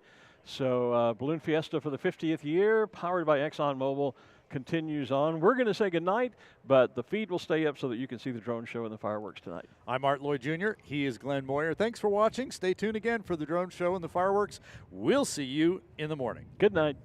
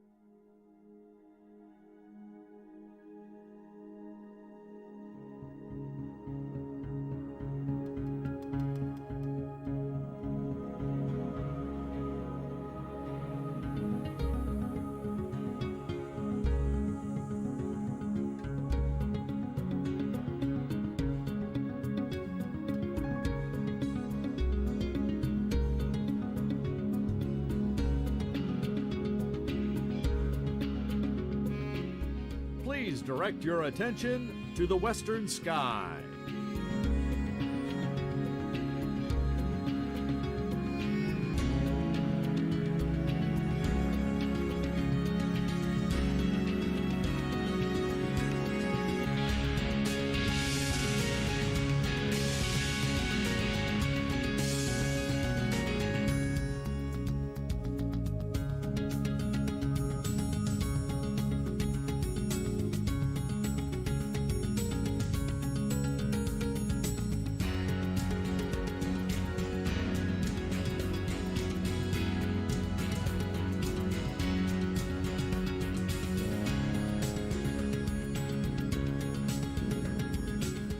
Welcome to the 50th Albuquerque International Balloon Fiesta.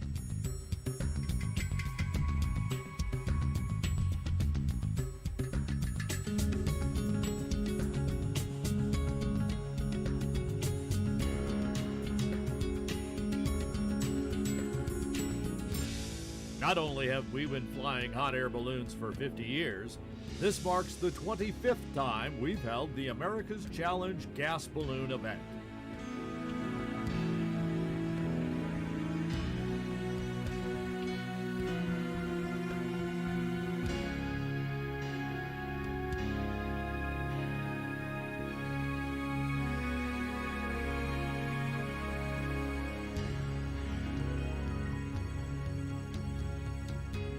Gas balloons typically fly for days, often reaching the northeast part of the United States.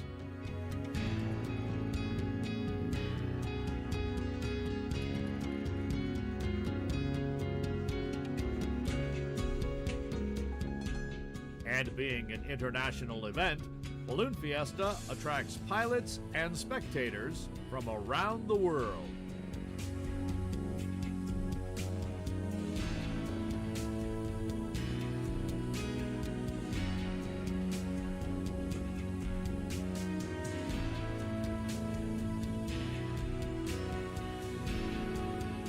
They come for many reasons.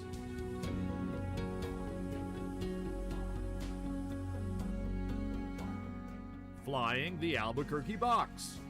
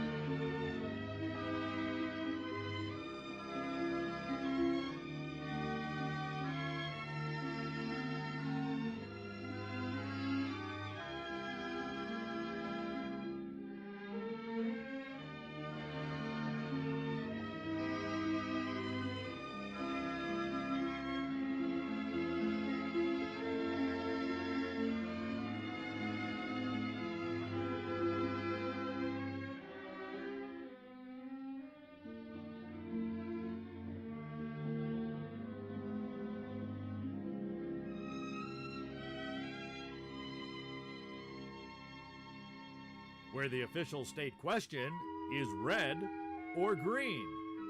Chili, that is.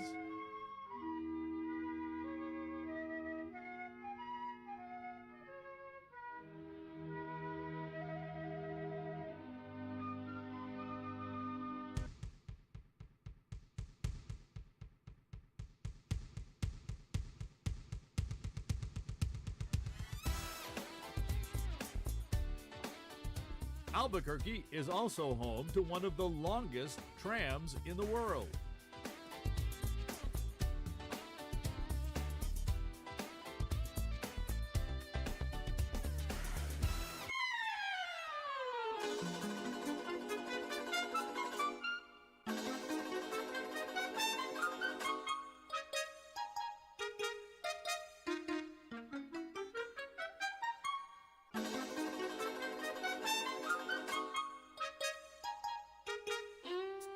Our fun history goes back 50 years when the Roadrunner and Coyote Chase became the balloon competition.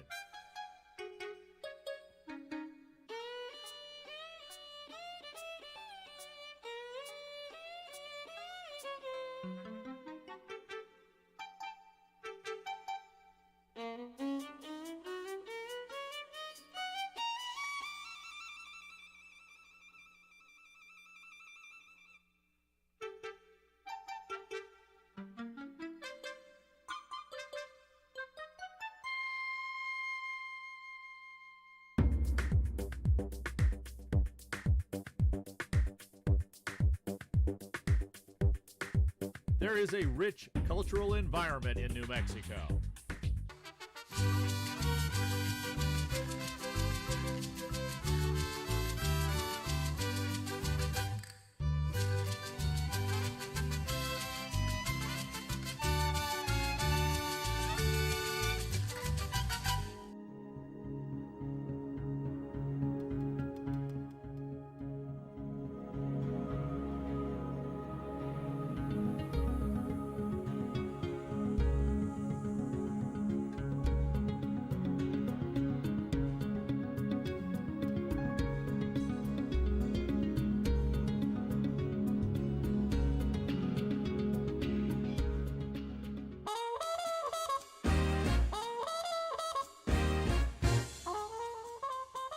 This aerial drone show is presented by Sandia Resort and Casino.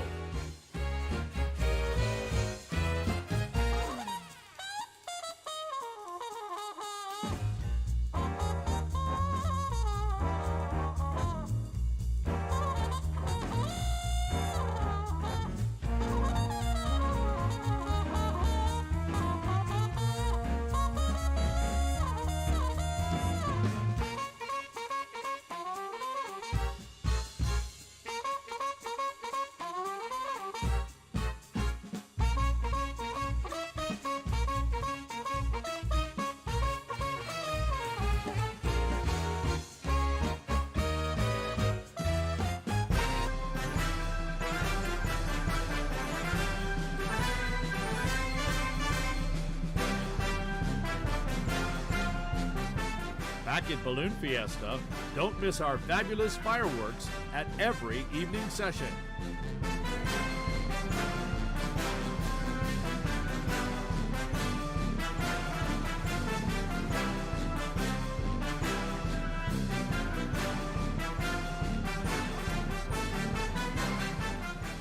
And join us for all 14 different ballooning sessions.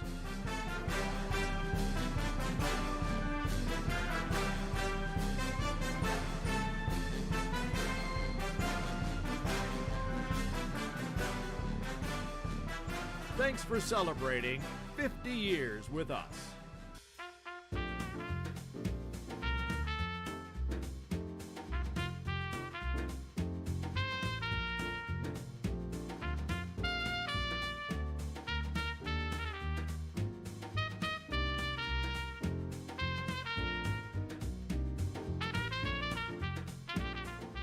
And it all started due to the vision, energy, and dedication of one man, Sid Cutter.